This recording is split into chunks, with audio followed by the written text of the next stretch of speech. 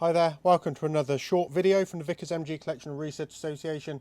In this time, the very interesting subject of dial sight brackets. So these fit on the left hand side of the gun and are very commonly seen during Second World War photographs and films because they hold the dial sight on.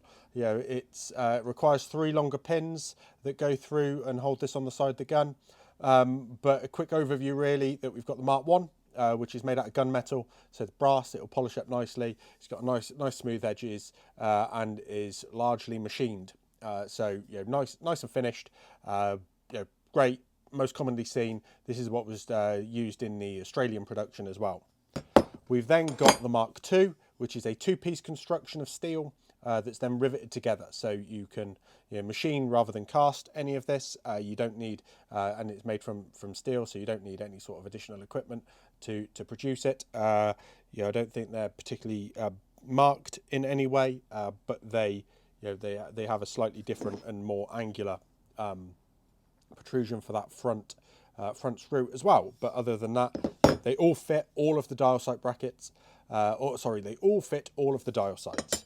We then have the most crudest example. This is the Mark II/1. So this is cast steel and then only the bare minimum machining done on it.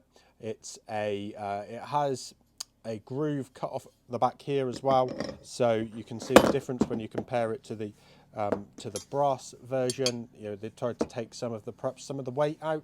I think this only fits, this fits on all of the guns. It does allow the clinometer to fit onto the top of the gun very easily as well when you're balancing it. I mean, this does, but this provides a little bit of extra room.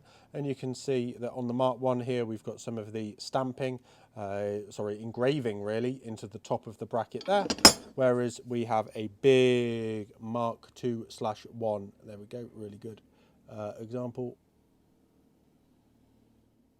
It looks like a 3, but trust me, it is a 2. You can just see the flat of the bottom there. So this is the Mark II/1. Let's say, not a very interesting subject, but some of the variations in machine gun production. Let's get these in the right order. Mark 1, Mark II, and Mark II/1 there. Sometimes it's easy to ignore the variations in manufacture. Although the guns were always a Mark 1, many of the smaller components changed over time. Thank you for watching. Please remember to like and share the video and subscribe to the channel. Please support us on Patreon if you're able to, and let us know of anything you'd like to see in the future. I look forward to hearing from you.